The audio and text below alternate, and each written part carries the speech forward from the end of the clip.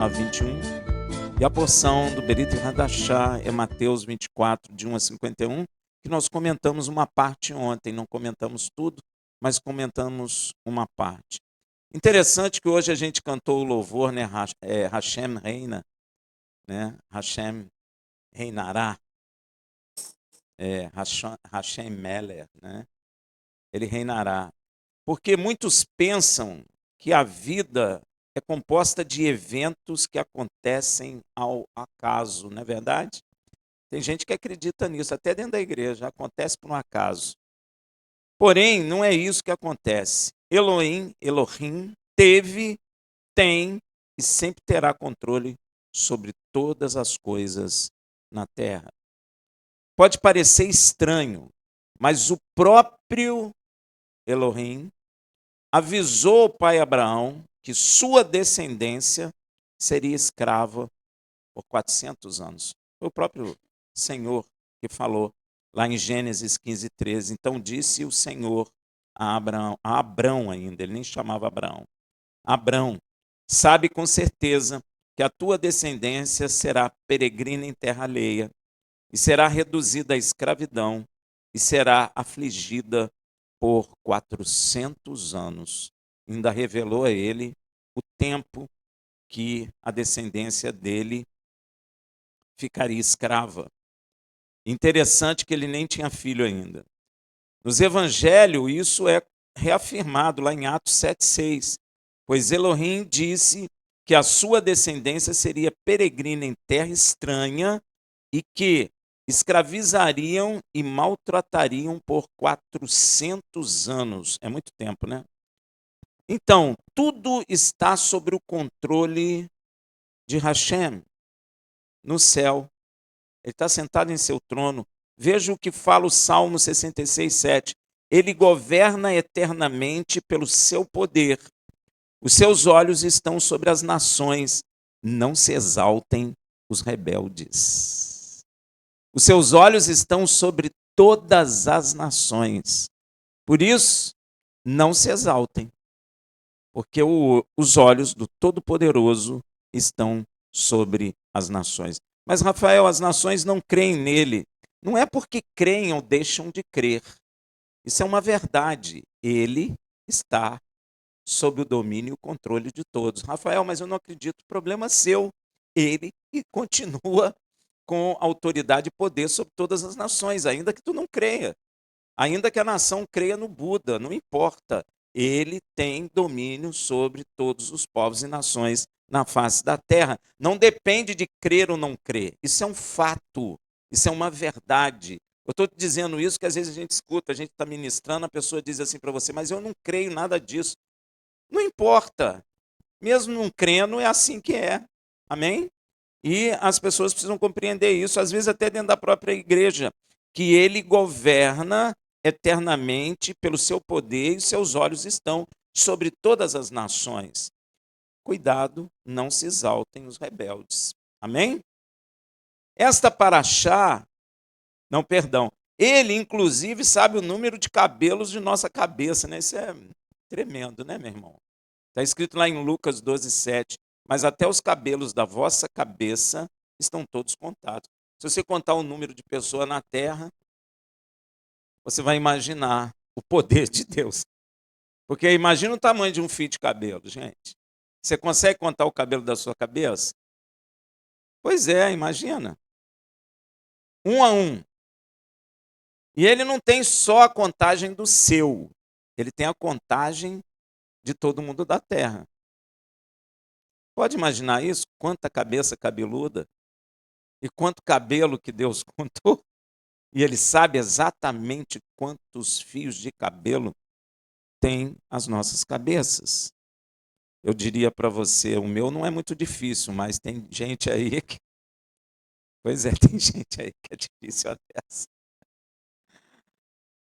Então, essa paraxá eu quero iniciar com o final da paraxá passada, lá em Êxodo 6:1, que diz assim: então disse Yud-Re-Vav-Re a Moisés: agora verás o que hei de fazer a Faraó, pois por uma poderosa mão os deixará ir, pois Por uma poderosa mão os deixará ir? Sim, por uma poderosa mão os lançará de sua terra. Por que eu quis ler esse texto da última paraxá? Porque é a primeira vez que o Criador pronuncia seu santo nome na terra debaixo do sol. É a primeira vez. E um homem ouve, Moisés. E isso é de extrema importância, pois nunca, desde a criação da terra, até aquele momento, se foi pronunciado o nome do Criador de todas as coisas visíveis e invisíveis debaixo do sol.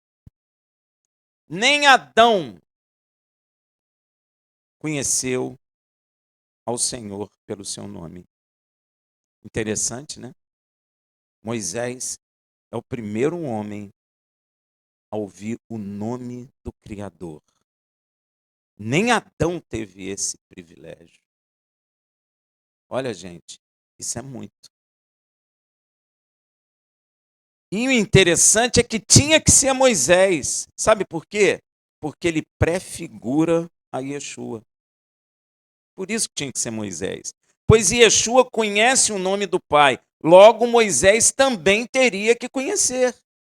Porque ele é um Salvador, não é um tipo do Salvador. Então, se o Salvador verdadeiro conhece o nome do Pai, então aquele que prefigura ao Salvador também tem que conhecer. Veja lá em João 17, de 5 a 6. Agora, pois, glorifica-me tu, ó Pai, junto de ti mesmo, com aquela glória que eu tinha contigo antes que o mundo existisse. Manifestei o teu nome aos homens que do mundo me deste. Eram teus, e tu me destes, e guardaram a tua palavra. Se Yeshua manifestou o nome do Pai aos homens, é porque ele conhece o nome do Pai. Senão, como é que ele manifestaria o seu nome aos homens? Por isso que nos evangelhos está omitido o nome de Deus. Porque Yeshua, o seu filho, manifestou o seu nome aos homens. Deu para entender? Leia aí esses homens, os discípulos, que andavam com ele. Deu para entender? Se Yeshua manifestou o nome do Pai aos homens, é porque ele conhece o nome do Pai. E nós também, seus discípulos, deveríamos conhecer o nome de nosso Pai Celestial, pois já foi manifesto a nós pelo nosso Salvador. E se você correr às igrejas de Machia, a maioria não sabe. Se perdeu. Mas isso está errado. Tem que conhecer o nome do Pai. Porque não há desculpa, já foi revelado por Yeshua. E Hashem continua falando a Moisés em Êxodo 6:2. Falou mais Elohim a Moisés e disse-lhe: Eu sou Yud Re Vav. Re é o tetagrama, o nome dele. Esse versículo, gente, é pequeno, mas remonta um dos momentos mais importantes, não só para Israel, mas para toda a humanidade. Sabe por quê? Porque se Deus revelou o nome dele, é porque ele quer ter intimidade conosco. Não só com Moisés, não só com o povo de Israel, mas ele quer ter um relacionamento pessoal com os homens. Porque quando você não quer conhecer alguém, você não fala o seu nome para esse alguém, não é verdade? Hein? Não é? Quando você quer amistosamente conhecer alguém, o que você fala? Qual o teu nome? É ou não é? Nome é uma coisa importante. Esse versículo é muito pequenininho, ninguém dá atenção a ele. Falou mais Elohim a Moisés e disse: Eu sou Yud Re Vav Re. Versículo muito pequeno, nós precisamos prestar atenção nele. O Criador se apresenta pela primeira vez a um homem usando o seu nome. É a primeira vez. E as traduções das nossas Bíblias em português omitiram o nome de Deus. Isso é um absurdo. É um absurdo. Como se Moisés dissesse assim em hebraico, aos estudantes de hebraico: Mi atah Adonai. Quem é você, Adonai? Quem é você, Senhor? E o Senhor respondesse assim: Ani Yud He Vav He. É um diálogo. É uma apresentação. Quando você chega a primeira vez no trabalho, o que você fala? Meu nome é... Porque você vai trabalhar com pessoas que você vai ter relacionamento. E as pessoas precisam saber do teu nome, senão elas não terão relacionamento com você. Então, se o Criador se apresenta a Moisés com seu nome, é porque Deus está dizendo que vai ter um relacionamento com Moisés, um relacionamento íntimo, um relacionamento de amigo, um relacionamento de parceiro, aonde um vai dizer o nome do outro quando precisar. Não é assim no trabalho? Imagina você trabalhando com um monte de gente e não sabe o nome da pessoa. Ô Psyu, ô Psyu. Ninguém olha, porque pode ser todo mundo também, né? Ou todo mundo olha. Você precisa conhecer o nome de quem você tem relacionamento. Não é? Assim é espiritualmente também. Deus está se revelando a Moisés com seu próprio nome. É um diálogo. E o Criador continua em Êxodo 6,3. Aparecia a Abraão, Isaque e Jacó como El Shaddai. Ó. Mas não pelo meu nome, Yud He Vav He. Eu não lhes fui conhecido. Ó. Eu não lhes fui conhecido pelo meu nome. Mas eu falei com eles assim, ó, eu sou El Shaddai. Aí precisa entender o que é o termo El Shaddai. É um dos muitos títulos do Criador que aparece na Bíblia. Esse título costuma ser traduzido como Deus Todo-Poderoso. Pode olhar aí na sua Bíblia que está assim. Ou Deus Onipotente. Nas Bíblias em português, né? Não sei nas outras. El, um título genérico para o Criador em hebraico que enfatiza a grandeza e a majestade divina. E Shaddai, há vários conceitos sobre essa palavra. Um dos mais comuns é que ele deriva de uma raiz hebraica que significa poder e força. Daí a tradução para o português como todo-poderoso. Tá? Outro conceito de Shaddai pode estar relacionado à ideia de suficiência, indicando o Criador como aquele que é suficiente ou aquele que satisfaz todas as suas necessidades. Então a gente pode dizer, sem errar, que o Criador se apresentou a Abraão, Isaque e Jacó como aquele que satisfaz todas as suas necessidades. Olha que coisa. Às vezes, a palavra todo-poderoso não vai fazer você entender aquilo que o Senhor quer dizer. Aquilo que ele está dizendo a Abraão, Isaque e Jacó. Eu sou suficiente, Abraão. Eu sou suficiente para te sustentar. Eu sou suficiente para conduzir tua vida. Eu sou suficiente para te dar riqueza. Eu sou suficiente para fazer a sua terra ser próspera. Eu sou suficiente. Você não precisa de mais ninguém. Você não precisa dos deuses de Canaã. Você não precisa do Deus dos egípcios, nem da Babilônia. Eu sou suficiente, Abraão. Ó, mas ele não disse o nome para Abraão. Mas disse para ele, Abraão, sê comigo. Ser uma bênção. Ó, por que ele vai ser uma bênção? Porque ele é suficiente. Abraão não vai necessitar de nada, porque ele é suficiente. E sabe por que Abraão se tornou o pai da fé? Porque ele creu que Deus é suficiente. Não precisou dos santos. Não precisou dos deuses da época. não precisou de homens, porque ele saiu sozinho. Então ele creu que Deus é suficiente. Será que você crê que Deus é suficiente? Será que a igreja está crendo que Deus é suficiente? Ou a igreja está indo nos políticos? Ou a igreja está buscando força, buscando recurso com os políticos? Ou a igreja está vendo que ele é suficiente? Por isso Abraão, pai da fé, porque ele creu que ele é suficiente. Não é que ele creu que ele é todo-poderoso, não, porque Deus é todo-poderoso, mas ele entendeu que Deus é suficiente e Deus não mudou. E nós precisamos compreender primeiro que Deus é suficiente para depois ele revelar o nome dele. Mas nós precisamos crer na suficiência de Deus.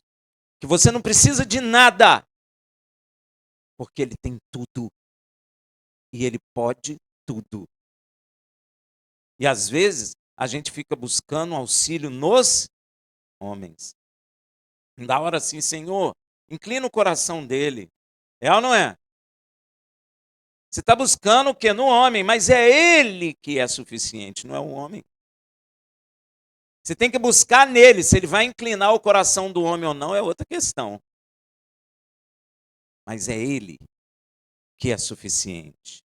Porém, eles não conheceram o Criador por seu próprio nome, mas Moisés sim. Agora, gente, olha só. No Oriente Médio e em muitas culturas antigas, conhecer o nome de alguém tinha um significado profundo e multifacetado. Gostou dessa palavra? Não era apenas sobre saber como chamar uma pessoa, como é no Ocidente. O Ocidente estragou muita coisa, gente.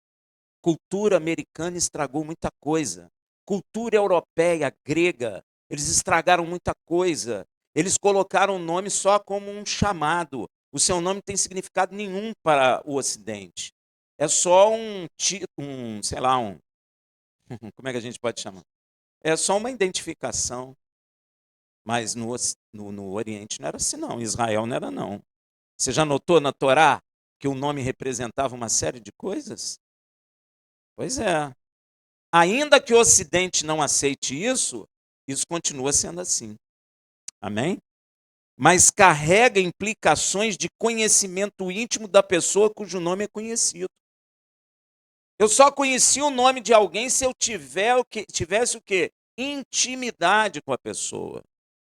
Fosse amigo realmente da pessoa. Comesse na casa da pessoa. Conhecesse a família da pessoa. Não é igual aqui, que já virou até um número, já nem conhece pelo nome, mas pelo CPF. Não era assim, não. Conhecer o nome de alguém é entendido como ter acesso à verdadeira essência dessa pessoa. Ela está se desnudando para você. Ela está abrindo a casa dela para você. O nome não é apenas um rótulo, era essa palavra. Não é apenas um rótulo. No Ocidente é apenas um rótulo. Na sociedade moderna é apenas um rótulo. E eles querem acabar com isso também, porque eles querem que você seja conhecido pelo número. Mas nome não é à toa. Nome tem um fundamento. Nome é uma expressão da identidade, caráter e destino da pessoa. Por que Yeshua chama Yeshua? O que significa Yeshua? Yeshua significa salvação. Qual é o destino dele? Salvar os homens. Então o nome dele representa o quê? O destino dele. Não é à toa. Não é à toa. Você acha que Deus colocou o nome dele de Yeshua à toa? Ele estava na rua, eles gritavam assim: salvação, filho de Davi. Não é? Yeshua ben Davi. Salvação, filho de Davi, tem misericórdia de mim. Salvação, vem cá. Por isso que mudaram muito o nome de Yeshua, né? Porque o nome que se usa em português não tem significado. Porque o Ocidente é assim. A cultura ocidental é assim. A cultura moderna está alcançando o mundo inteiro, até no Oriente deve estar assim também. Porque a cultura ocidental cresceu no mundo. E a cultura ocidental nunca deu valor a nome. Nunca. É bem diferente. Então, meu irmão, é por essa razão que Yeshua diz para usarmos o nome dele. Ele não fala? Por que ele está falando? Rafael, usa meu nome quando orar ao Pai. Por quê? Porque ele tem um relacionamento íntimo comigo, então eu posso usar o nome dele, porque eu conheço ele, eu sei o objetivo dele, eu sei a identidade dele pelo nome. E tem um texto que diz que o nome do Pai está no nome dele. Ó, o nome do Pai está no Filho, e o Filho fala assim, olha, usa meu nome quando chegar ao Pai. Por que ele está falando usa o nome dele? Porque ele me revelou o nome dele, então eu tenho uma intimidade com ele. Então ele me deu a autoridade de usar o nome dele diante do Pai. Então o nome não é qualquer rótulo, é muito mais profundo. Veja ele dizendo em João 14, 13, 14, e tudo quando pedirde em meu nome, eu farei. Ó, para que o Pai seja glorificado no Filho. Se pedir de alguma coisa em meu nome, eu farei. Ó, em meu nome. Chega a ser um documento. Nome, ele, o dono do nome, está nos dando autoridade para usar o nome dele diante do Pai. E às vezes nós não estamos entendendo isso. Olha o que ele diz, ressurreto. Toda a autoridade do céu e da terra foram me dados. Ó, ele tem toda a autoridade, mas eu conheci ele intimamente. Então ele disse, então usa meu nome diante do Pai. Importante isso, meu irmão. É muito importante. E o Senhor continua seu diálogo com Moisés lá em Êxodo 6,4. Estabeleci o meu pacto com eles, Abraão, Isaque e Jacó, para lhes dar a terra de Canaã, a terra de suas peregrinações, na qual foram peregrinos. Gente, tem que prestar muita atenção na Bíblia. Ele está dizendo que está dando a terra a Abraão, Isaque e Jacó para eles, a terra que eles foram peregrinos. E você sabe o que é um peregrino? O que é um peregrino? Alguém que está de passagem. Você entendeu o que Deus quis dizer, meu irmão? Hein? Olha, gente, não tem palavra nenhuma que Deus falou que não tenha sentido e não tenha razões profundas. Por que ele está dizendo que está dando uma terra para alguém que é peregrino, passageiro da. Está me dando a terra, mas eu só vou passar nela? Você já parou para pensar nisso, meu irmão? Eu fiquei esses dias aí pensando nisso. Por que Deus falou que vai me dar uma terra, mas eu só vou passar por ela? Hein, gente? Gente, vou puxar a orelha. Vocês precisam meditar no que está lendo, hein? Hã?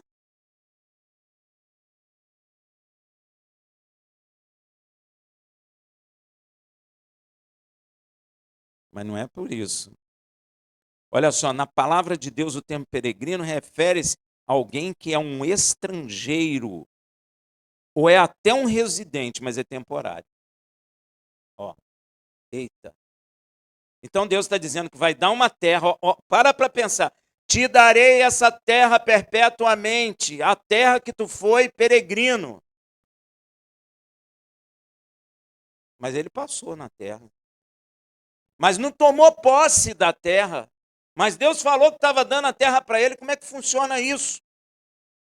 Que esquisito. A gente precisa prestar muita atenção na palavra de Deus. Ó. Ó. Na palavra de Elohim, o termo peregrino refere-se a alguém que é um estrangeiro, um residente temporário em uma terra que não é a sua pátria, ó, nem a sua. Ó, é uma terra que ele não tomou posse, é uma terra que ele passou, ele teve residente lá, mas não ficou perpetuamente lá, mas a promessa é perpétua. Então, como é que funciona esse negócio? E a terra já estava cheia de gente. Ó, vocês já pensaram nisso, gente? Ou só eu que fico pensando nessas coisas? Ó, pois é. Ó, você quer ver a resposta disso tudo? Vamos lá em Hebreus 11:13. Todos estes, Abraão, Isaque, Jacó, morreram na fé, sem terem alcançado as promessas, mas vendo-as de longe e crendo nelas e abraçando-as, confessaram que eram estrangeiros e peregrinos na terra. A promessa de Abraão não é a promessa só física da terra de Canaã, mas ela alcança uma dimensão eterna. E às vezes a gente só está pensando em Canaã ali. Israel, como está cego, está pensando só na Canaã aqui. A igreja que não está compreendendo está pensando só na Canaã aqui. Ó, ou às vezes nem pensa. A igreja pensa que vai morar no céu, né? Então, não é isso não. Abraão não teve extensão de vida suficiente para alcançar a promessa do Criador. Ele morreu antes. Pô, então Deus é injusto? Ó, ele não tomou posse da bênção. Ele não tomou posse da promessa. Não é porque ele não quis. Ele creu, mas ele não teve extensão de vida suficiente para alcançar. Por isso confessou que era peregrino. Porque ele sabe que ele não alcança. Por isso ele viu de longe e abraçou, ele creu, mesmo que ele entendesse que ele não teria vida suficiente para alcançar. Mas ele creu. E por isso ele confessou que era peregrino, como a palavra está dizendo. Não, Senhor, eu não vou alcançar. Eu peregrinei aqui. Eu vou passar, eu não tenho vida suficiente para alcançar essa sua promessa, mas eu creio nela, abraço ela e vislumbro ela desde a eternidade, porque Deus é poderoso para fazer. Ó, isso é tremendo. Ele entendeu que sua vida era passageira, e este termo peregrino é que nos leva a compreender a profundidade e a extensão do pacto do Criador com o pai Abraão, de lhe dar a terra de suas peregrinações. Todos nós morreremos, pois nossa vida no momento é transitória. Veja no Salmo 90, versículo 10. A duração da nossa vida é de 70 anos. E se alguns, pela sua robustez, chegam a 80 anos, a medida deles é canseiro e infarto, pois passa rapidamente e nós voamos. A Bíblia já está dizendo que nós somos peregrinos na terra. Por isso, aquele que é de Machia tem que largar a posse das coisas terrenas. Por isso que Paulo fala assim, ó, use das coisas no mundo como se não tivessem usando. Como não se tiver, no mundo nós estamos. Como não tivesse usando, ou seja, não se apegue. E às vezes tem gente da igreja orando, Senhor, tem que dar esse terreno, tem que ficar com esse terreno, tem misericórdia de mim. Você está se agarrando às coisas do mundo. Mas você é peregrino, mesmo que você ganhe, você não vai gozar, porque vai chegar uma hora que você vai morrer. Vem outro e usa. Abraão entendeu. Por isso ele é chamado pai da fé. A profundidade da compreensão de Abraão foi muito grande. Ele assistiu, ele viu de longe a promessa. Ele não pensou que ele ia dominar Canaã, não. Eu acho que hoje na igreja, se Deus falasse para a gente, eis aí que te dou essa terra em possessão, ia dar até guerra, porque eu quero a terra, eu vou pegar a terra, porque Deus falou que a terra é minha. Mas Abraão entendeu a promessa de Deus. Ela transcende a nossa vida transitória. Ele compreendeu. Ele não juntou um exército e vamos dominar Canaã. Vamos tomar posse de Canaã, como eu vi a igreja aí tomando posse de rua, tomando posse de cidade. Ele não fez isso. Ele compreendeu bem a promessa de Deus. que a vida dele era transitória e ele não ia alcançar essa promessa física, porém, ele se considerou então peregrino. Então, eu sou peregrino, sou passageiro, Senhor. Mas eu sei que essa promessa se cumprirá. Ó, isso é fé. Hein? A fé de Abraão não é fé em ganhar emprego, porta de emprego, não, gente. É muito mais profundo que isso. É muito maior que isso. Então, essa palavra peregrino é que Abraão entendeu que sua vida é passageira, é transitória. E este termo peregrino é que nos leva a compreender a profundidade e a extensão do pacto do Criador com o pai Abraão, de lhe dar a terra de suas peregrinações.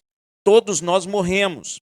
Por isso, a promessa divina ao pai Abraão não poderia ser só de herdar a terra de Canaã e a cidade de Jerusalém para uma existência temporária. Não era só isso. É isso também, mas não é só isso. Abraão não alcançou essa promessa, mas está escrito que a herança dos íntegros será eterna. A Bíblia fala isso. Você é íntegro? O que é ser íntegro na palavra de Deus? Não, correto de quê? É andar em justiça. Andar, aceitar a machia, ó, aceitar batismo nas águas, que é a justiça de Deus para os homens. Isso tudo é íntegro. E se você é assim, anda nos mandamentos do Senhor, aceitou machia, passou pela justiça, que é o batismo, e anda nos caminhos do Senhor, então a sua herança, escuta, é eterna, ela não vai acabar nunca. E você vai ter o dia que você vai tomar posse dele. Porque herança tem dia certo para tomar posse dela. Tem ou não tem? Na terra, quando o pai morre, é o dia que o filho assume a sua herança. Tem dia certo. E esse dia está próximo, mas ainda não chegou. Abraão morreu antes, mas abraçou a promessa e entendeu, eu sou um peregrino aqui, mas a promessa há de se cumprir. Ah? Tomou? Abraçou? Você podia até chegar para ele, Abraão, fala sério, cara. Você nem viu nada. Deus te deu a terra, mas tu não ganhou. Não é assim que as pessoas ficam falando às vezes? Tem que ter cuidado, viu, meu irmão? Muito cuidado com o que fala e com o que pensa. Por isso a promessa divina ao pai Abraão não poderia ser só de herdar a terra de Canaã e a cidade de Jerusalém para uma existência temporária. Abraão não alcançou isso, mas está escrito que a herança do íntegro será eterna. Guarda esse Salmo 37, 18. Se você é íntegro, a sua herança é eterna. Por isso, a promessa para Abraão e seus descendentes alcançam Canaã, a cidade de Jerusalém, nesta vida temporária, e no porvir, toda a terra transformada com sua cidade de Jerusalém celestial para uma existência eterna, porque o plano de Deus para nós é a eternidade. Parece uma coisa vazia, eternidade, não é? Eu só pergunto uma coisa para você, quem quer morrer e levanta a mão? Ué, ninguém quer? Então é porque você deseja eternidade, é por isso que você não quer morrer, meu irmão. Fica ligado, você não quer morrer porque você deseja a eternidade. Simples assim. E essa eternidade está em Yeshua, porque a vida está nele e a promessa de Deus não é só para esses tempos, porque o Paulo fala isso, se a promessa para nós é só nessa vida, somos os mais miseráveis dos homens. É por isso que ele está falando isso. Porque a promessa não é só para hoje. Você pode comprar a tua casa, pode comprar teu apartamento, mas daqui a pouco você está insatisfeito. Tá ou não está? Hein? Hein? Você está insatisfeito daqui a pouco? Não. Estou querendo mudar de casa, a casa é muito grande. Ué, mas você não queria uma casa grande? Queria, mas agora eu quero uma casa pequena. porque é muito chato, que fica varrendo, não sei o quê, pereré, não é? Aí vai para o apartamento, não, estou muito preso dentro do apartamento, eu quero agora uma casa. Ficamos assim, é ou não é? É ou não é verdade? Pois é. É terrível esse negócio. Então a promessa de Deus para Abraão não podia ser só para o tempo de agora, porque, para bem da verdade, Abraão não recebeu. Recebeu? Não. Abraão ficou como peregrino ali, né? Inclusive, ele até comprou terra para enterrar a esposa dele. Nem enterrar ele pôde. Ele tinha que comprar uma terra, porque ele sabia que ele era peregrino, que a vida dele era transitória, passageira. E às vezes a gente aceita ouvir isso, mas não vive isso dentro dos nossos corações. Tanto é que a gente briga por herança. Quantas pessoas na igreja estão orando a Deus? Deus, fala para o meu irmão me dar a sua herança. E Yeshua não fala isso? Quem me fez divididor de bens entre vós? Por isso que às vezes não tem resposta. Porque Deus está querendo nos dar uma coisa eterna. Você está brigando por coisa passageira, que vai acabar, que vai ser queimado. Aí Yeshua tem que falar o quê? Eu estou te prometendo vida eterna. Entra no meu gozo. Não foi ontem que nós vimos? Entra no meu gozo, senta no trono. Assim como eu sentei no trono com meu pai, aqueles que permanecerem sentarão comigo em meu trono. Entra no meu gozo. Aí você, não, Senhor, meu irmão tem que dar a minha herança, a parte da minha herança. Não, eu não sou divididor de herança entre vós. É por causa disso, meu irmão. Vai entendendo aí. Amém? Então, é óbvio que a promessa não era só temporária, né? Mas no porvir, Deus vai entregar a Abraão e seus descendentes toda a terra, não só a terra de Canaã, toda a terra, transformada e com sua cidade Jerusalém celestial para uma existência eterna na presença do Pai e do Cordeiro. Amém? Porque o Pai e o Cordeiro virão para a terra. Não somos nós que vamos para o céu, mas é o Senhor que desce até a terra. Vamos ver Hebreus 11, 14, 16. Porque os que isto dizem, você diz isso? Dizer o quê? Hein? Que você é peregrino na terra. Você diz isso no seu coração? Ou você quer permanecer, botar o seu nome ali na rua e ficar aí eternamente, como os caras falam, meu nome está eternizado. Você quer isso? Hein? Então, porque os que isto dizem, que são peregrinos na terra, claramente mostram que buscam uma pátria. Então nós não estamos buscando essa pátria aqui que nós estamos vivendo. E se lembrassem daquela de onde haviam saído, teriam oportunidade de voltar. Abraão teve a oportunidade de voltar, mas não voltou, porque ele prosseguiu na busca de uma pátria. E não era terrena. Mas agora deseja uma pátria melhor, isto é, a celestial. Eu acho que aqui confunde muita gente, porque está pensando que é morar no céu. Não, é uma pátria que vem do céu. Não é nós que vamos para uma pátria no céu. É a pátria que vem do céu sobre nós. Pelo que também Elohim não se envergonha deles de ser chamado seu Elohim, porque já lhes preparou uma cidade. Olha que coisa. Se você é crente e não se considera um peregrino, o Senhor não se agrada de ser chamado seu Elohim. É isso que está escrito aqui. Aí você está dentro da igreja, achando que está dentro do caminho do Senhor, não está, e o Senhor não se agrada de ser chamado seu Elohim. Ele se agrada se você já se considera um peregrino. Se considerar aqui dentro do coração. Você não ter apego às coisas materiais mais. Usá-las, mas como se não estivesse usando, como Paulo fala. Você entende por que o Paulo falou isso? É por causa disso. Porque a gente fica agarrado, às vezes, nas coisas do mundo. E às vezes não é nem ilícito, mas você está agarrado nas coisas do mundo. Às vezes agarrado em bem para deixar para filho. Deus não diz assim, dos teus filhos cuido eu? Deus não cuida ou não cuida? Eu já fui moço, agora sou velho, mas eu nunca vi um justo a mendigar um pão, nem os seus descendentes desamparado, perdão, e os seus descendentes mendigaram o pão. Deus cuida ou não cuida? Você não crê. Porque você está agarrado na herança que você tem que dar para o filho. Você não está se considerando um peregrino na terra. Isso é um problema, meu irmão, porque todo mundo acha isso normal, mas isso não é normal. Deus não se agrada disso.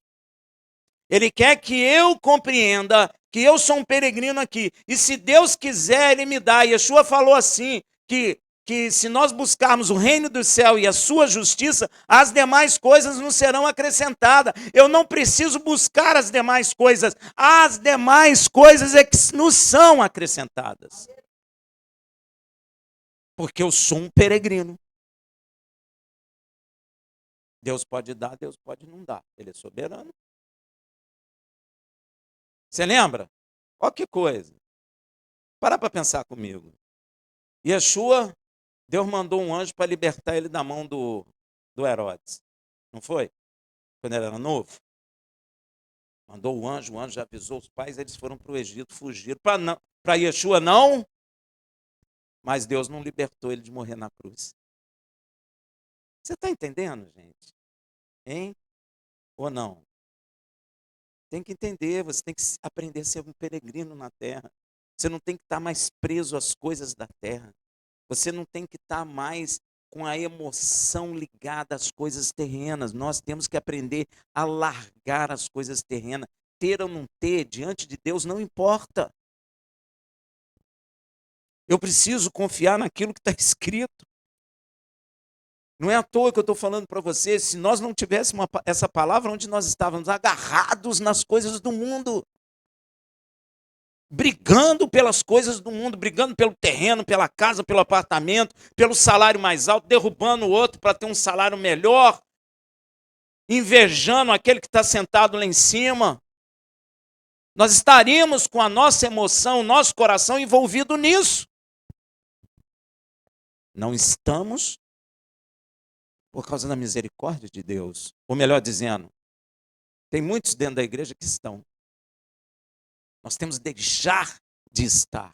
Nós temos que voltar àquilo que Abraão fez, ser considerado peregrino na terra, desgarrado dessas coisas do mundo. Senão você fica com um grilhão te agarrando, meu irmão. Não tem jeito, você fica preso no mundo, fica orando para ganhar não sei o quê, fica orando para abrir porta de emprego. Meu irmão, Deus tem poder, não é para te dar uma porta de emprego, não, é para te dar 20 portas de emprego. Deus tem poder, meu irmão. É que nós estamos enxergando a coisa de forma errada. Eu preciso me considerar um peregrino, eu sou um passageiro na terra. Yeshua vem nos ensinar isso. Abraão aprendeu isso. E Yeshua, meu irmão, ele veio para ser rei. Mas você nota que ele não foi tratado como rei? Ele foi ungido como rei, mas não foi tratado como rei. Então era para ele ficar frustrado. Né? Eu sou rei e eu tenho que ser rei. Para isso ele veio, ele não disse? Mas ele foi tratado? Porque a esperança dele é como Abraão, está na eternidade. Ele vai ser rei? Sim. Não estou dizendo só para nós, mas todos verão ele reinando em Jerusalém. Todos. Porque ele não ficou agarradinho aqui, não, eu sou rei, eu que tenho que estar aqui. Ele não fez isso. Nós precisamos ser livre disso, fazer uso das coisas do mundo como se não estivesse fazendo uso. O Paulo chamou a atenção, é por causa disso que ele falou isso. Eu preciso sentir desprendido dessas coisas. Rafael, posso ter? Pode, mas você não pode estar preso a isso. Você tem que estar livre da prisão disso, sabendo que tudo isso é passageiro, que nós somos peregrinos nessa terra. E brigamos por tantas coisas, desgastamos por tantas coisas. E no fim morremos. Nem um centavo. Nem aquela moedinha que você não quis dar para o pedinte na rua. Você não leva. Nem seu carrão bonito, nem seu óculos maneiro. Leva. Relojão maneiro. Tem gente que bota aqueles cordões de prata, de ouro, pesa até o pescoço. Não leva nada. Não leva nada. E que terra e cidade são essas? Deus já está mostrando para nós lá em Apocalipse 21, de 1 a 2. E vi um novo céu e uma nova terra, porque já se foram o primeiro céu e a primeira terra. Isso aqui que eu e você estamos vivendo vai acabar. É o primeiro céu e a primeira terra aqui, ó, em Apocalipse. E vi um novo céu e uma nova terra. Será que é bonito? João teve a visão do novo céu e da nova terra. Será que as árvores são verdes? Hein? Não sei. Será que vai ter bichinho? Não sei. Mas pode ser que tenha, né? Um cavalinho maneiro, não é? Cavalo vai ter, eu já sei. Porque já se for o primeiro céu, a primeira terra. Tudo isso que você está vendo, tudo isso que você está contemplando, a lua que os homens estão indo, Marte, todas as estrelas, tudo isso será queimado e será restaurado por Deus. Serão novos, terão natureza espiritual. Serão belos, não, serão belíssimos. Você vai achar até isso aí muito feio. Lembra da televisão preto e branco com chuvisco? Você vai achar isso. Não lembra, não? Mas é do tempo da guerra. Pois é, ainda botava um, como é que chama? Um bombril. Ficava aquele negócio. Shhh. Pois é. Imagina a televisão de agora fininha, que você vê uma imagem limpa, colorida, e lembra da TV preto e branco, Filco. É a mesma coisa. Quando nós tivemos no novo céu e na nova terra, você vai lembrar da velha como uma televisão velha com chuvisco. Você vai ver que isso aqui está horrível, que isso aqui está deformado, que a cor desbotou. Eu vou contar um testemunho pequeno só. Quando o Senhor me arrebatou, eu vi cores lá. Não, elas existem aqui. Mas a vida da cor, eu posso dizer, é diferente. Quando eu voltei, eu achei tudo aqui sem graça. Gente, você acha tudo sem graça. Tudo. Tudo fica sem TV preto e branco com chuvisco. É até difícil você... Não, fica difícil você continuar vivendo. Fica. Você fica com vontade de ficar. Você fica com vontade de ficar lá, porque isso aqui, meu irmão, isso aqui é pior que TV com chuvisco, com bombril. E aquele chiado que você não escuta nada de... Shhh. Pois é, aqui não tem.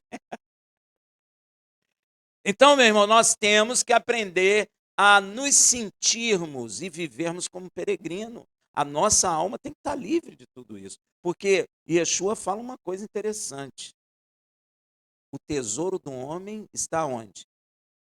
Aonde não? Aonde está o seu coração? Se o seu coração está na terra, o seu tesouro está na terra, e você será consumido como essa terra será. É assim. Lembra lá da mulher de Ló? Por que ela morreu? Foi porque simplesmente ela olhou, dá a impressão que é isso, mas não foi isso. É porque ela amava aquele lugar. Porque ela foi contaminada por aquele lugar. Porque ela estava presa àquele lugar. Então ela morreu com o lugar. Isso é uma prefiguração do que vai acontecer com aqueles que têm o coração agarrado, contaminado, preso às coisas desse mundo passageiro. É difícil da gente entender? Mas precisamos amadurecer e entender isso. Sermos livres. Entender que Deus quiser dar, Ele dá. Se Ele quiser tirar, Ele tira. Ele é Senhor dos céus e da terra. Ele sabe a tua necessidade. Você tem que confiar nele. Eu tenho que confiar nele. E dentro de mim entender o seguinte: eu sou um peregrino nessa terra. Isso não está sendo ensinado mais dentro das igrejas. Está ensinando a igreja a usar a Deus para ganhar bem. Jejua aí, irmão. Semeia aí, irmão. Tem que semear mesmo no reino. Mas Deus dá quando quer, a hora que quer, como quer, para o benefício do reino. Pois é. Se não for para o benefício do reino, adianta. Deus te dá, aí você compra, me convida, uma casa de praia com piscina, churrasco.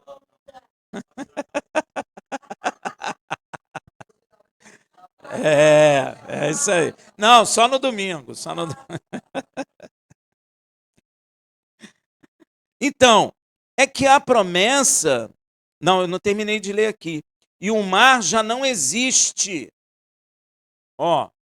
E vi a santa cidade, a nova Jerusalém, que descia do céu, da parte de Elohim, adereçada como uma noiva ataviada para o seu noivo. É belíssima.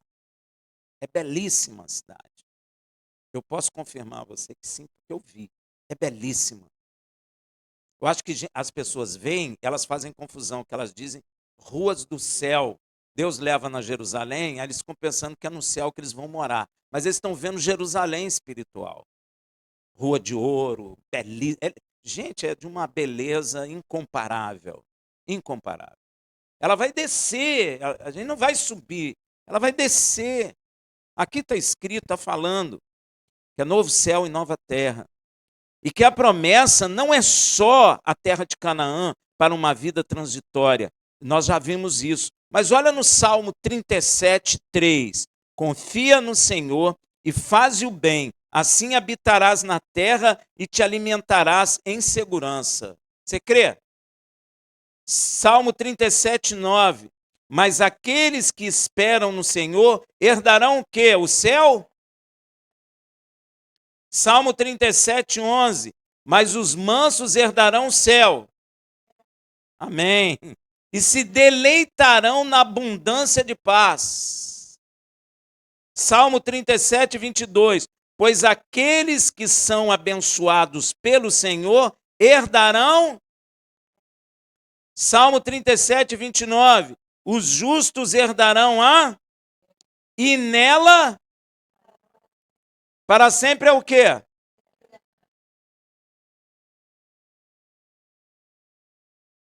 Este para sempre no Salmo é eternamente. Nós que somos de Yeshua HaMashiach, temos que entender que a princípio temos uma vida transitória e temos que ter em nossos corações o conceito de sermos peregrinos na terra, como foi o pai Abraão, Isaac e Jacó. Em 1 Pedro 2,11. Amados, peço-vos como a peregrinos e forasteiros. Olha Pedro aí falando, ó. Pedro entendeu. Paulo entendeu. Tiago entendeu. Os discípulos entenderam. Será que nós estamos entendendo na igreja? A igreja está entendendo? Não, estou falando a igreja. Todos nós. Estamos entendendo? Não. Nem se fala disso. Só que, na realidade, amado, peço-vos como a peregrino e forasteiro. Ele está querendo que eu seja um peregrino. Ó, que vos abstenhais das concupiscências carnais que combatem contra a alma. Ó, a concupiscência carnal combate contra a nossa própria alma. Destrói a nossa alma. E você quer ver como destrói? Se você está brigando com alguém pelo um bem e perde, como é que sua alma fica? Amargurada, triste. Alguém te rejeita, sua alma fica como? Teu pai é ricão, aí você tem um irmão ou irmã, aí ele dá 90% para a irmã e 10% para o irmão. Ah, miséria da minha vida. Fica igual aquele bichinho lá do... Ó céus, ó terra. Nós ficamos assim. Nós temos que deixar de ficarmos assim. Nós temos que ser livres. Nós temos que nos considerar peregrinos na terra.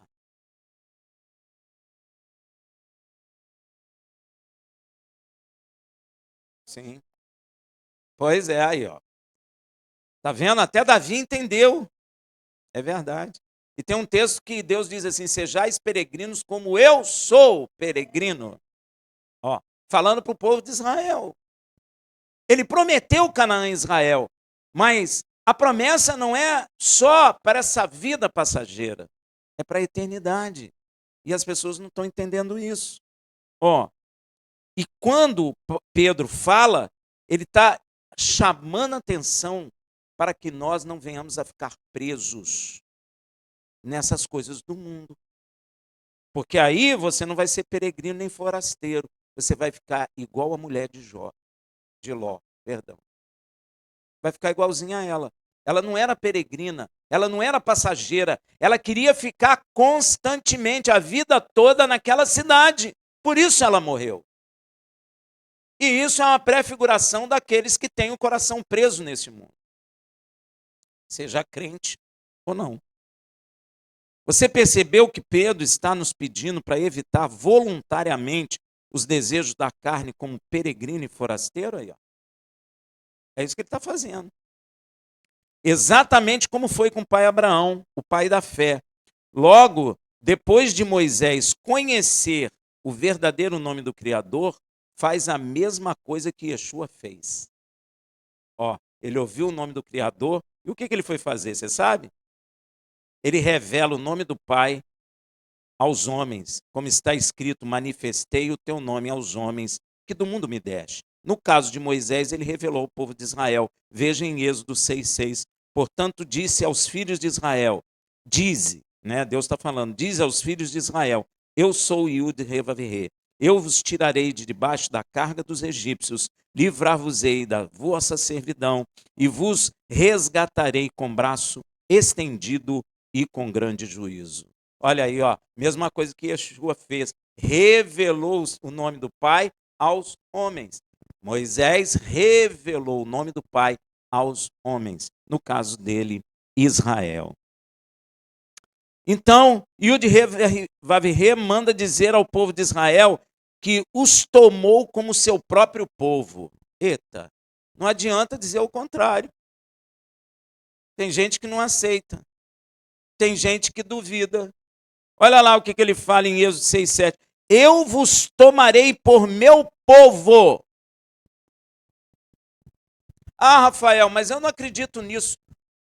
Problema seu. Israel é o povo de Deus. Não é porque eu acho, é porque Deus falou que é. Simples assim. Ele é o Criador, Ele é o Senhor. Eu vos tomarei por meu povo e serei vosso Elohim. Aí, ó. E vós saberei que eu sou Yud-Heh-Vav-Heh, vosso Elohim, que vos tiro de debaixo das cargas dos egípcios. Acabou. Ah, Rafael, mas Israel não presta, Israel não sei o quê. Todo mundo fala isso. Meu irmão, Israel é o povo de Deus. Não adianta você discordar, problema seu. Deus não está ligando se você discorda ou não. Se gosta, se não gosta, se fica chateado, se não fica chateado. Deus não está ligando para isso. Deus tomou o povo de Israel, os descendentes de Abraão, Isaac e Jacó, como seu povo peculiar entre as nações. E acabou. E igreja não substituiu Israel, é mentira. Este versículo é um dos momentos mais significativos da Torá, onde o Criador reafirma sua promessa de libertação e estabelece um relacionamento especial com o povo de Israel. Gente, não depende de igreja, não depende de homem nenhum. É Deus mesmo que fez e acabou. O Criador nunca teve um relacionamento tão íntimo com outro povo, nunca. Nunca teve. Ah, mas tem com a igreja? Não. Teve com Israel. falou com Israel, entregou a palavra a Israel, entregou sua lei a Israel, entregou a promessa a Israel, fez pacto com Israel. Ele ama tanto Israel que fez um pacto aonde pode trazer os gentios para dentro do pacto. Mas é tudo, hein? E não pensa você que vão destruir Israel, porque não vão. Ah, Rafael, mas fulano de tal tem bomba nuclear, problema dele.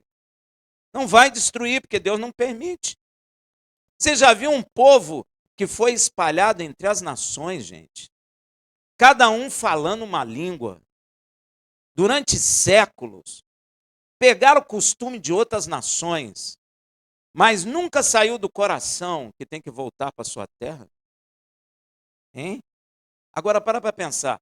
Quando Deus trouxe eles de volta em 48, era um monte de gente falando língua diferente. Costumes diferentes. Mas tinham uma coisa em comum: a Torá, as orações, os tefilins, as mezuzás. Eita, mezuzot. Pois é, língua diferente. Todo mundo falando línguas completamente diferentes, mas todo mundo com as coisas de Deus. Olha que coisa tremenda. E disso fez uma nação de novo. Gente, é possível isso? Pois é. São peregrinos, eles são. Você está entendendo, gente? Se Israel não fosse o povo de Deus, Israel já tinha sido consumido há muito tempo, meu irmão. Já tinha sido destruído. Você ia ouvir falar nos livros de história. Um povo que existiu. Parece até a prefiguração de Yeshua, né? Cadê Yeshua? Não é? Israel não sumiu também, mas não reviveu?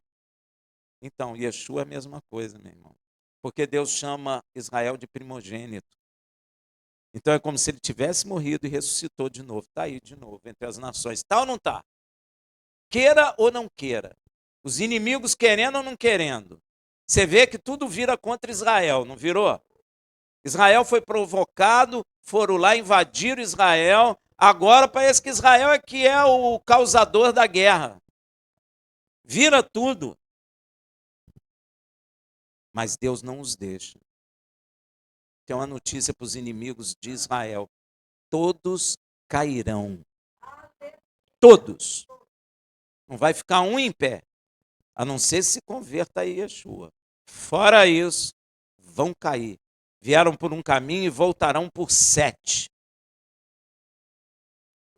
Porque é um povo de Deus. Ele não é melhor que nenhuma nação, não, gente. Mas Deus apegou a eles por amor. Deu para entender? É isso. A ponto de revelar seu nome. Em que nação Deus revelou o seu nome? E quando Yeshua vem, ele revela o nome de novo. Aonde? No Brasil? Na igreja?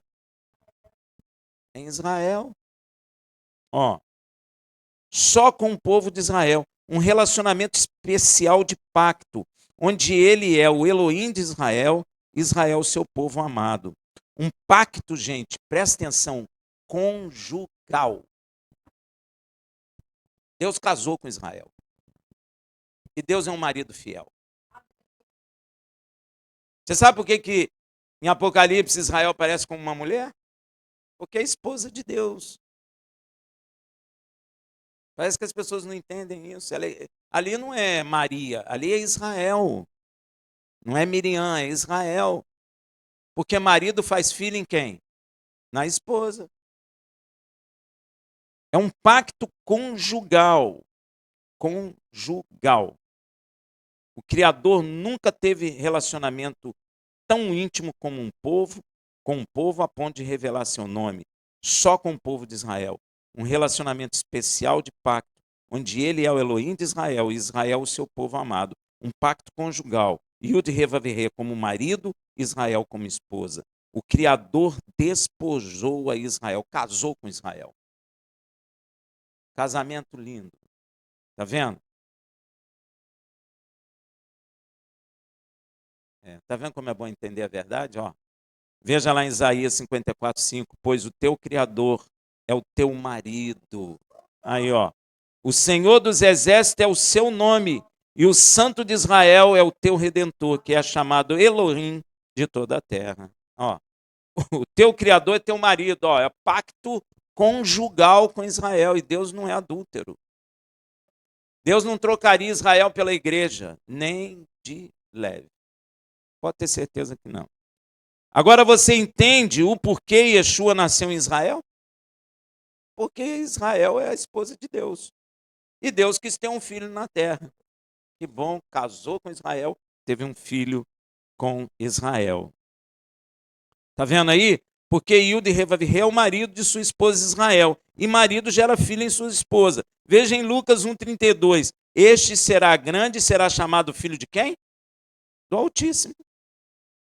Ó, o Senhor Iuda e Revavir lhe dará o trono de Davi, seu pai. Por isso, Iuda e Revavir nunca abandonou Israel, pois o Criador não é adúltero. Se ele largasse Israel e escolhesse igreja, ele era um adúltero. E ele não é um adúltero. Não foi ele que se separou de Israel. Foi Israel que se separou dele. É o homem que é adúltero, não Deus. Deus não rejeitou o teu povo. Por isso ele nunca abandonou nem abandonará Israel.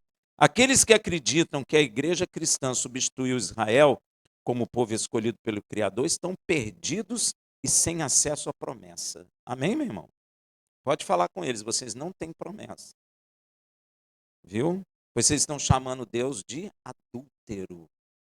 E Deus não é adúltero. Pois o próprio Paulo, que eles tanto falam, afirma que Iuda e Revavir não abandonou seu povo. Paulo não fala isso? Paulo fala. Eu estou citando só Paulo, mas a Torá está cheia de palavras sobre isso. Romanos 11, de 1 a 5. Pergunto, pois, acaso rejeitou Iuda e Revavir o seu povo?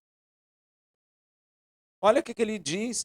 De modo nenhum, de jeito nenhum, não tem nenhum jeito que ele possa abandonar seu povo. Porque eu também sou israelita. Ó, da descendência de Abraão, da tribo de Benjamim. Elohim não rejeitou o seu povo que antes conheceu. Conheceu quando? Quando se apresentou a Moisés e falou, meu nome é tal, e Moisés foi lá e falou com Israel, o nome dele é tal. Paulo está falando desse período. Ele não rejeitou o seu povo que antes conheceu, ou não sabeis o que a Escritura diz de Elias, como ele fala a Iuda e Revavir contra Israel. Elias falou contra Israel dizendo, Senhor, mataram os teus profetas e derribaram os teus altares, e só eu fiquei. Destrói Israel, Senhor. É isso que ele está dizendo. E procuraram tirar minha vida. Mas que lhe diz a resposta divina? Ó, reservei para mim 7.000 varões que não dobraram o joelho diante de Baal. Aqui só tem judeu. Assim, pois, também no tempo presente ficou um remanescente de judeus, segundo a eleição da graça. São os gentios que creem é que são enxertados em Israel por meio. Qual é a cola para colar lá? Yeshua, a Mashiach, para serem herdeiros das promessas feitas pelo Criador, o pai Abraão, e a sua descendência. E Paulo fala claramente sobre isso em Romanos 11, de 11 a 17. Logo, pergunto, porventura tropeçaram de modo que caíssem? De maneira nenhuma. Antes, pelo seu tropeço, veio a salvação dos gentios. E o gentio negando Israel. Para os incitar à emulação. Ora, se o tropeço deles é a riqueza do mundo e a sua diminuição, não é a sua destruição, é diminuição, a riqueza dos gentios, quanto mais a sua plenitude. Mas é a vós, gentios, que falo. Paulo está falando aos gentios. Ele está dando glória ao ministério dele. Porquanto sou apóstolo dos gentios, glorificam o meu ministério. para ver se de algum modo posso incitar a emulação os da minha raça, os judeus. Ele queria provocar os judeus para serem salvos e salvar algum deles. Porque se a sua rejeição é a reconciliação do mundo com Deus, né? Qual será a sua admissão, se não a vida dentre os mortos? Sabe o que ele está dizendo? Quando Israel aceitar Yeshua, chegou a vida eterna. Então Israel, ele é o relógio de Deus, não é nada de igreja. É Israel, você tem que olhar para Israel. Se as primícias são santas, Abraão, Isaac e Jacó é santo, também a maço é, o povo é. E se a raiz é santa, também os ramos o são. E se alguns dos ramos foram quebrados, tem judeu que não vai ser salvo. E tu, sendo zambujeiro, foste enxertado no lugar deles e feito participante da raiz e da seiva da oliveira. Ó, você entende isso? Você sabe o que é zambujeiro? Hein?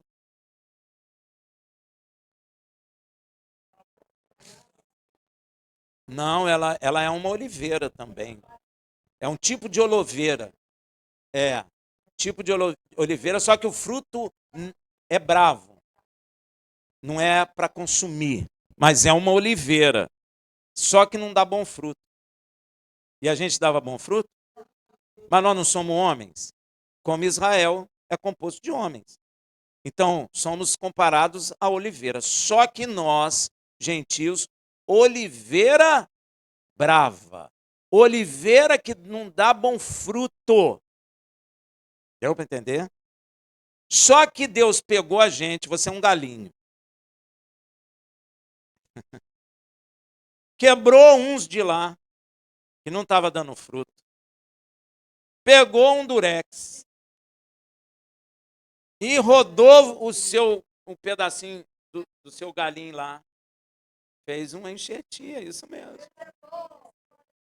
E aí você passou a ser participante da raiz.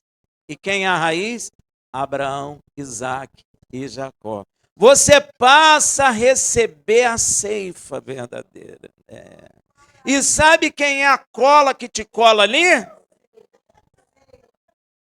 Yeshua HaMashiach. É ele que te cola. Porque você não prestava para nada. O seu fruto não dava para nada.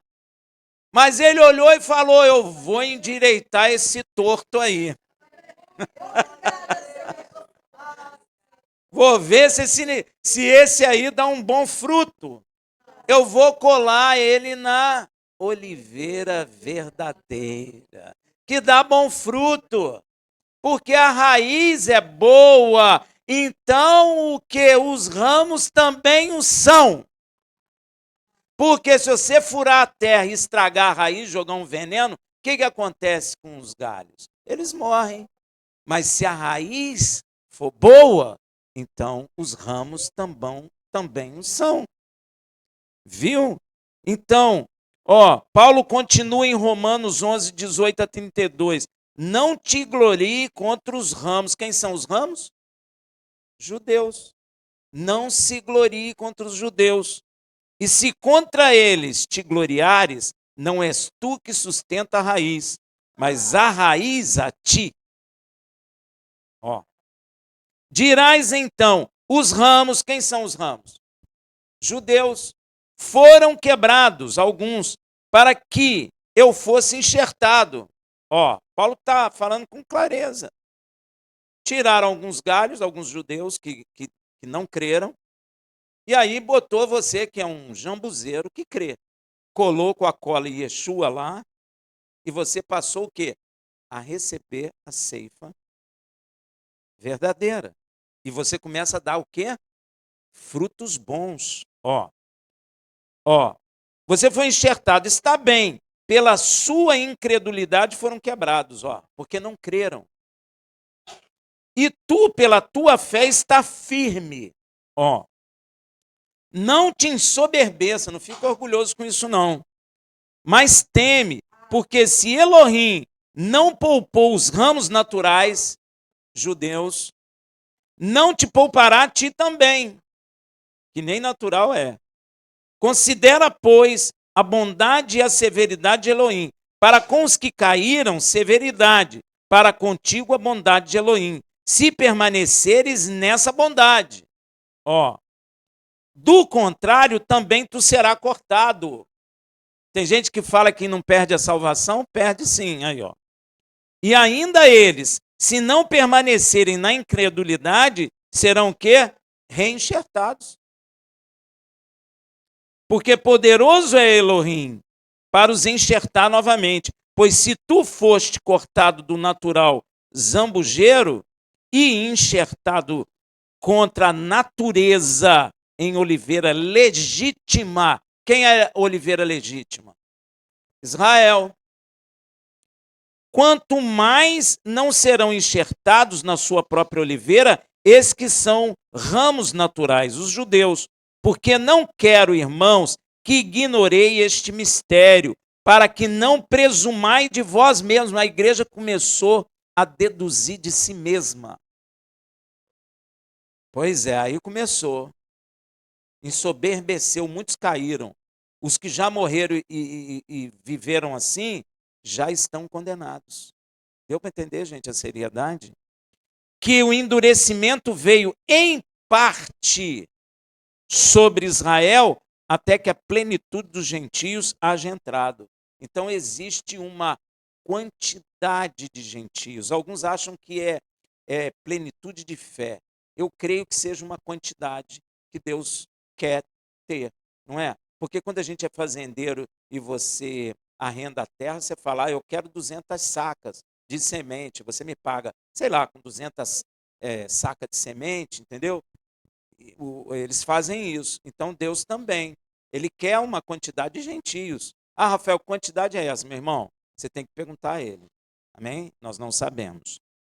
E assim todo Israel será salvo, como está escrito, virá de Sião o libertador e desviará de Jacó as impiedade. E este será o meu pacto com eles, quando eu tirar os seus pecados. Quanto ao evangelho, ou seja, quanto à boa nova de Machia, eles, na verdade, são inimigos por causa de vós, mas quanto à eleição, amados por causa dos pais.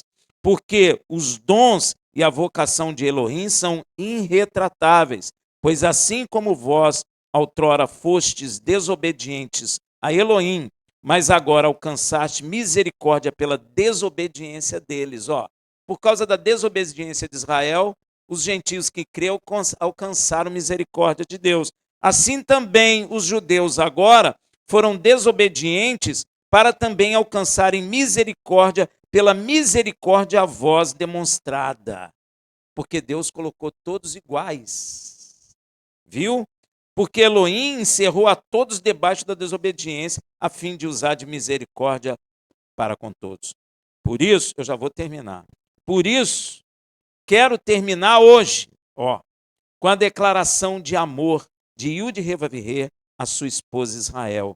Veja em Deuteronômio 7, de 6 a 8. Porque tu és um povo santo ao Senhor teu Elohim.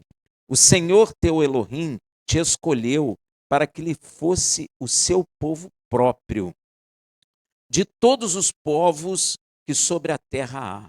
O Senhor não tomou prazer em vós, nem vos escolheu, porque a vossa multidão era mais do que a de todos os outros povos.